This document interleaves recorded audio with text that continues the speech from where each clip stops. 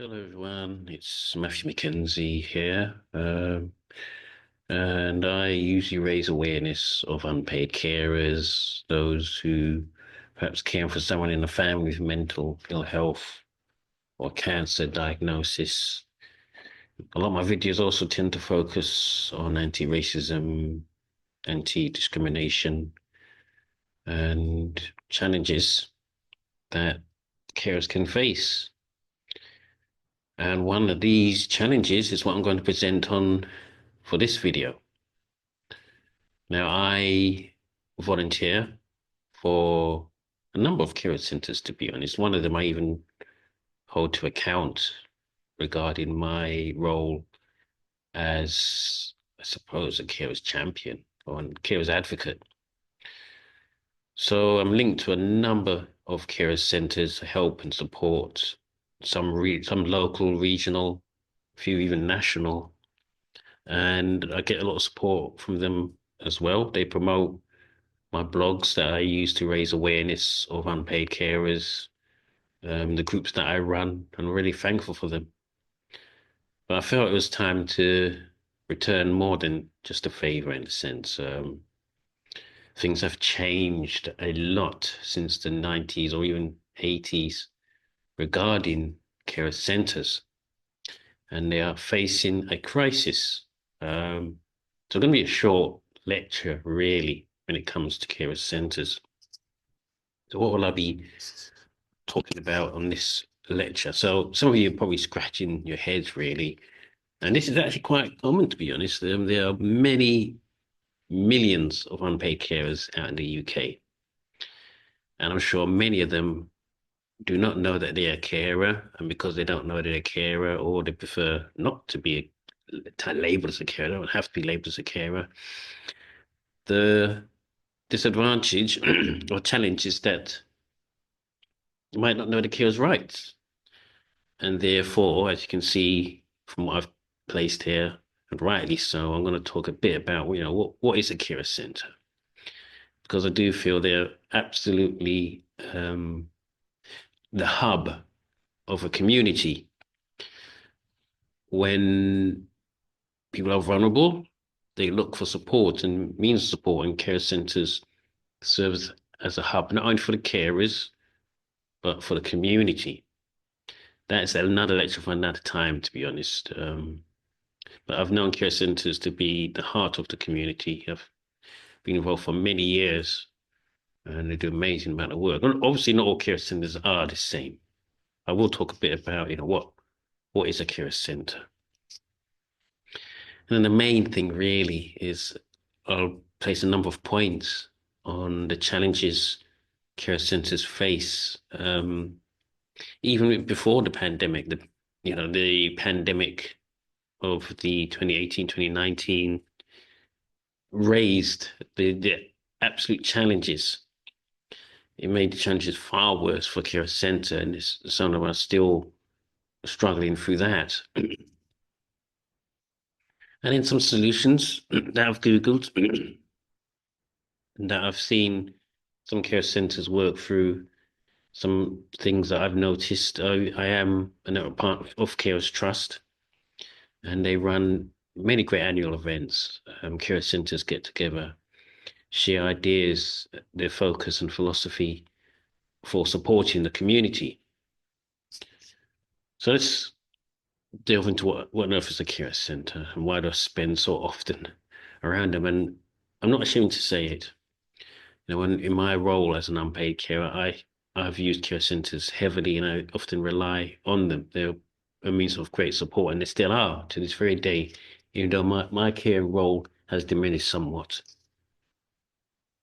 So a care centre is a local organisation that provides practical, emotional, and financial support to unpaid carers who are obviously caring for someone with long-term illness, whether it's physical or mental, and help them navigate the ever-increasing complex health and social care path, and help carers navigate their caregiving role while accessing essential resources and services. So you might be thinking to yourself, okay, that's a fair bit of a mouthful. Can you delve further into what what this all means. What on earth does a care center do? And I'll give some examples what a care center will be named as well. Obviously, we've got one in Lewisham, that'd be in Margot. Bromley would be Bromley Wells, Greenwich would be Greenwich Carers, Sutton Care Centre, Wandsworth Care Centre. Carers Network, they provide care services in the city. Harrow Carers, and so on. There's probably around about 147, I'm guessing though, around the country. So what do these care centres do? I mean, the main task, they obviously do more than what I'm going to mention here. I've got to keep the video short. The very first thing that I would do when it comes to getting support from a care centre is look for information and advice.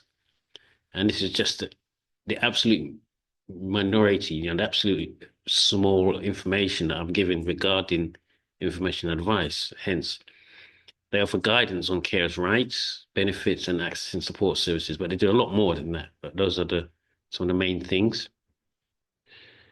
The next thing is obviously when you're caring for someone, it's a traumatic, well, not always traumatic, but it can be. It can put a lot of pressure emotionally on the carer. So obviously, if you're going to register at a care centre, you're going to be looking for emotional and peer support. And do look back on my previous videos. I've done a number on what is care peer support groups. And if you do use these types of supports, the care centre will provide forms of counselling, not all of them, but a fair number will provide that to the unpaid carer. They'll provide forms of support groups and a space to connect with other carers to reduce the isolation, and carers will feel more connected with those who've been down that road or are currently caring. We also got respite and wellbeing services, and this helps carers take breaks, basically. Caring for too long, 24 hours, can lead to care burnout. So there are forms of respite care, relaxation activities, and self-care workshops. Obviously, the reason for the self-care workshops, really, one of the reasons is when you're finding yourself in that caring role, you don't really notice, in the sense that you're literally throwing yourself supporting your loved one, and you forget about your own needs, and that's where the self-care workshops come in. You've got the training and education. Many care centres run workshops on mental health, mental health first aid as well. Managing stress, obviously carers will go through their mental health challenges, being stress, anger, anxiety, depression. So these care centres look to support carers in that role. And lastly, most importantly, really, is the advocacy. Remember when I mentioned that navigating the health and social care system is an ever complex and challenging role? Well, your care centres can either be advocates or refer to advocates. Not all of them will have such a service, but if they do, I'm sure carers will take note and make use of them so they can assist carers in navigating healthcare, social services, and making sure their voices are heard in policy discussions. In fact, I was over at Parliament with one of the care centres, looking for support for male carers and empowering the male carers group to do that. And the government actually likes to see those types of things where the community can make full use of the democratic process in order to lobby for better rights for the community. So we're on to the challenges, and you probably just hear me sigh here because they are challenges and they are distressing. But what would they be? Well, the biggest one, which is a recurring theme throughout the many decades, many years care centres have been around, is funding cuts. Austerity measures, and have been around in the UK for a long time, and I'm sure they still are. And cuts to public funding obviously have made significant impact on health and social care. Care centres can dodge those things, and they are often funded by the local authority. This includes the charities and health services, all vulnerable to these cuts. And it's led to reduced government spending in the UK and elsewhere, which has left many care centres actually struggling to maintain services. So they can't fully always rely on local authorities. It's getting less and less and less each year. But unpaid carers are growing each year as well. The population's getting older. Health and social care has received cuts. Now that seems to now point to unpaid carers doing a lot more. And this is where your care centres begin to struggle. So you got to remember, a lot of these care centres are charities, not all of them, but most of them are charities. They're looking for donations and for grants, but they're now harder to secure. The money just is not there. There are obviously initiatives coming up, but those are limited. There's a lot more competition for those resources. So this presents one of the first major challenge to your local care centre. You also got a shift to digital. This is not completely a bad thing, to be honest, but it does again present a challenge. And I'll say in a bit why it's not a completely bad thing. But to continue, there has been a growing shift to online resources. We're making use of the internet. When people look for things, they Google it. And that shift to online resource and support for carers will include your virtual support groups.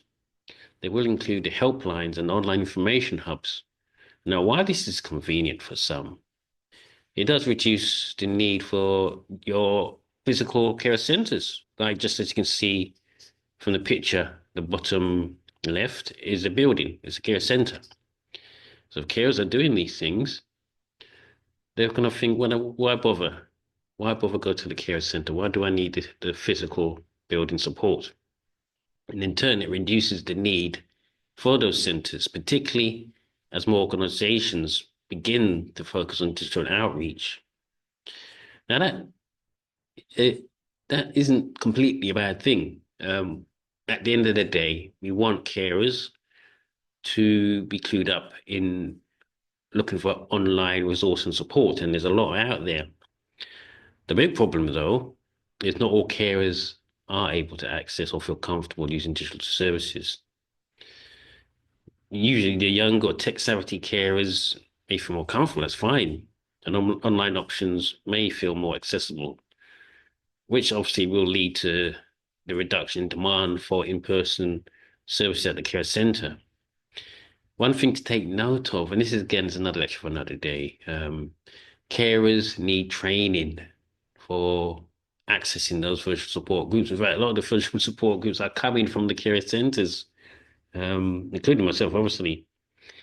Navigation on online digital information, again, the care centres come in. So it's a catch-22 situation. Yes, we'd want more carers to take note of what they can do with their smartphones, but we have to be aware that there's digital poverty, a challenge on digital literacy, and if care centres do not have an online hub, a hub to train carers with the ever increasing importance, because everything's going digital. Health records are going digital. There's a massive drive by the government of things to be digital for the NHS, and carers will be left out of that loop. And your main point in challenging that is your care centre. But that presents a challenge in itself, where carers will feel, well, there's no point going to those care centres now. They've got what they want.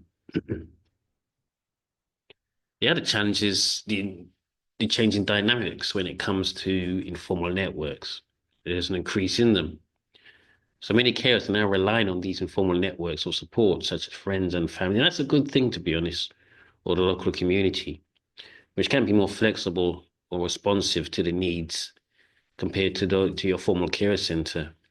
You then got increased networks of there's your social online networks. So you got your social media groups, and your local peer-led initiatives can also fill in the gap left by traditional care centres.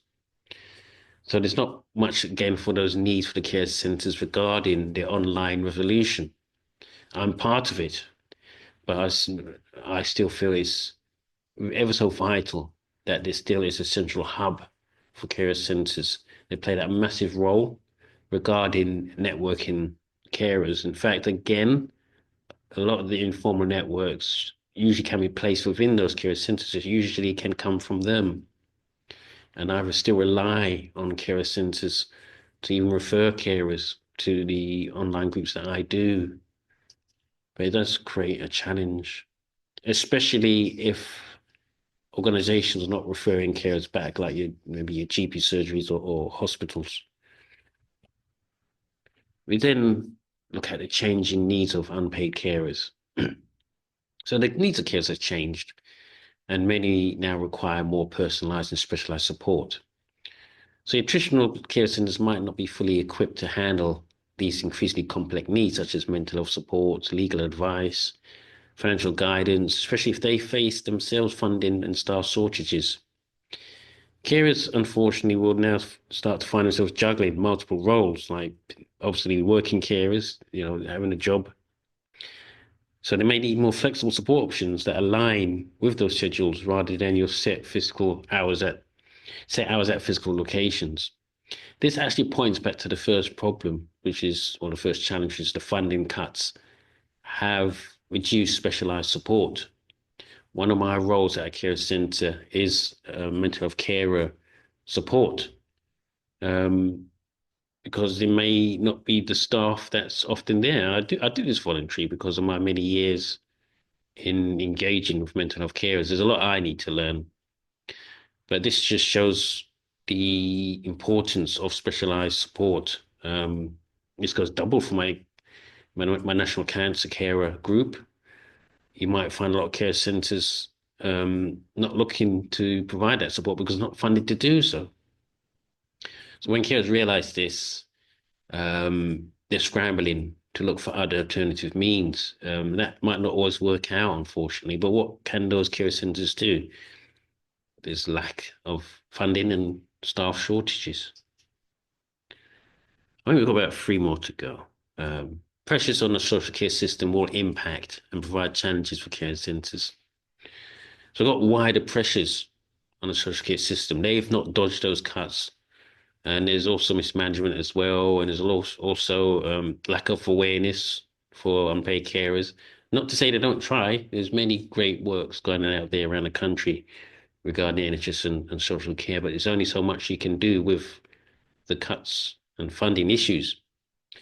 So with those pressures, there's often less coordination between health and social services, making it harder for care centres to provide comprehensive joined-up support.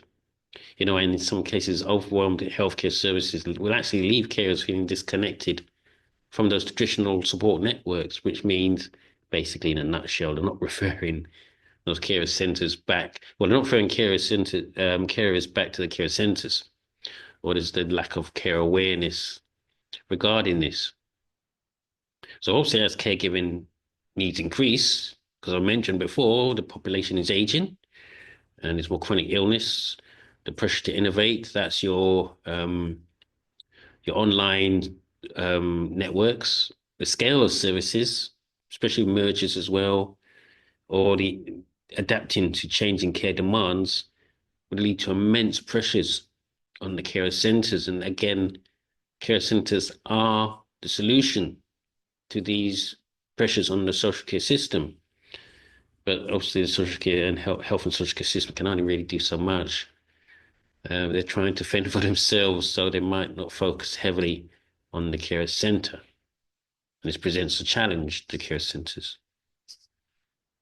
This is a big one, really. It's probably the straw that broke the camel's back, basically. 2019 was the COVID-19 pandemic.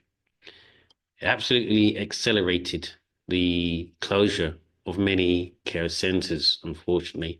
I was in one of the meetings with Carers UK and Carers Trust looking into this, into national research regarding the impact of COVID-19 on the care centres, and a well-researched report looking into this.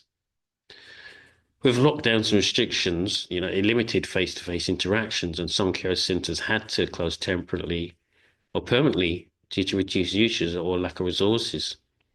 Also, in addition, many carers took on additional responsibilities during the pandemic, making it really harder for them to physically attend care centres or benefit from in-person services. Now, you might think to yourself, well, okay, so they're not using the care centres, what's the risk? Well, obviously, the local authority or integrated care boards will look at your audits, say, well, okay, we've got a care centre. How many people are using the centre? Care centres are hardly many. And they might sort of think this, well, this is not the money it's worth, really, and they'll reduce funding. This is a false economy. It's basically stating that because care is not using the services, it might be that they choose not to use it. When you can see here, they just couldn't use it anyway. They're stuck in the situation. They might not know they're carers. That's your care awareness problem, and therefore you got the problems of referral. Not to say care centres shouldn't be going out. They should go out there. Obviously, be aggressive, looking for unpaid carers. But if there's a lack of use, then unfortunately people make the decisions that there's no need for extra funding. Well, this is not really the case at all. And the pandemic accelerated this. There was always the challenge for care centres before the pandemic, and it's just increased it. So this is still a major challenge. And then we've got the lack of awareness now. And I've sort of mentioned this a few times in the previous slides that I've presented. Many carers are still unaware of the services available at care centres, either because of perhaps poor outreach or not being referred, or because they don't identify themselves as carers who need that type of support. So without clear communication and outreach strategies, care centres may fail to attract the people who could benefit from them the most. And that's still a major challenge, and I think it will be a major challenge to come. Then you've got the rising costs, operating costs for care centres such as rent, utilities and staffing and other bills. They're rising, they put more pressure on limited budgets. This financial strain makes it difficult for care centres to sustain themselves, leading some to close or reduce services. So that's the last one, really. But we need to now think about, what are some of the solutions when it comes to care centres? How can these be countered? So, as mentioned, care centres are struggling due to a mix of financial pressures, changes in service delivery modules, increasing complexity of caregiving, that changes, and the shift towards the digital and informal forms of support. These factors have created a situation where many traditional centres they can't survive here. So it's pushing the care sector to adapt and find new ways to support caregivers, which will be a challenge for them in itself. So we're now going to look into ways care centres can counter these challenges. I'm not saying they're 100% going to work. Obviously, they're going to have to produce policies regarding these things. First thing is secure sustainable funding, because that's one of the main challenges I mentioned before. So the idea is to advocate, lobby for increased government funding and investment in care centres, highlighting their role in reducing the strain on health sector and social services. These also need to develop diverse funding streams, including corporate sponsorship, grant applications, and local fundraising initiatives. So this in turn leads to, how can businesses help care centres rather than care centres just always trying to rely on a local authority. This is a big one because when there has been initiatives regarding funding for carers, they often tend not to be ring-fenced. It's a big mistake because if they're not ring-fenced, other organisations will grab at that budget. So the care centres need to push for ring-fenced budgets in local authority funding to protect care centres for that funding goes on potholes in the road. Enhanced hybrid support services, this basically means maintaining in-person services while, and they have to do this, integrating digital options to reach even more carers. Offering flexible hours and outreach programs to accommodate carers who struggle to attend. I remember what I mentioned with working carers can't often attend those set hours. Also need to be drop-in services in community hubs. Remember what I said at the start of this lecture. Care centres are basically community hubs. They're the hub of the community. But also the libraries and GP surgeries can be the same, especially libraries. But also there's a challenge that libraries are closing as well. It's going to be really tricky. But they need these hubs to make sure support is accessible. So we go on to the next three. Increasing public awareness and outreach. So run targeted awareness campaigns to reach those hidden carers, ensuring they know that support is out there. This should be done by default, but as a reminder, care centres can strengthen partnerships with GPs, hospitals, social workers, and schools. And I'm talking about young carers, basically, when it comes to schools, to refer carers to those centres. Although it's something that should be done by default, it's incredibly difficult to do. I've forgotten the word for it, but it has to be the incentive again for these organizations to refer and have that care awareness focus. Otherwise, carers will be wandering aimlessly about their rights. It's also important that care centres continue to utilize social media, the local news and community events to highlight benefits of care centres. And one of the things they usually do is when it comes to awareness campaigns like Carers Week, Carers Rights Day. Those are the major ones, but there are others as well. You also got to, Kirsten's also got to look at adapting services to meet carers with their evolving needs. That could be offering personalized support, including our mental health services, legal aid, and financial guidance. Not easy, they require funding. Expand respite care options, and again, those are dwindling. Providing flexible service models to help carers who juggle work and caregiving. And lastly, with this one, training staff and volunteers to address the diverse caregiving situations, including complex medical conditions. And also, the keyword diverse is engaging with diverse Black, Asian, unpaid carers from that particular background. Last one, which is strengthening collaboration with health and social care systems. So pushing for better integration with NHS and social care services to ensure care centres are part of the official care pathway. And these are not easy, they're always changing, to be honest. I have to apologise because there's a lot of jargon I might come out with, and I will try and try and explain what the jargon is in other lectures as well. There also needs to be an advocate for care passports and formal recognition of unpaid carers to improve access to resources care centres host, and work for policymakers and local authorities again to ensure care centres are valued as an essential service. These are all fine, but they're not easy to do. And one thing care centres will have to utilise is your activists and lobbyists, those being carers themselves, to also push for these things.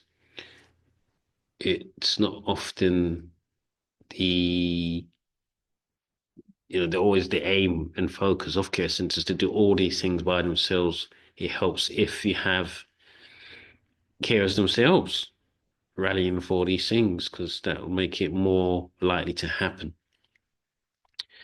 Anyway, I'd like to say, if you found this lecture useful, do give me a like. Feel free to subscribe to this channel. I'll always try and often present more focus and lectures regarding carers. I've been ill for a week and a bit, so that's why I've been sort of missing. But I'm back again, so I'm hoping to do more of these in the future. I'd like to say thanks for watching and take care of yourselves.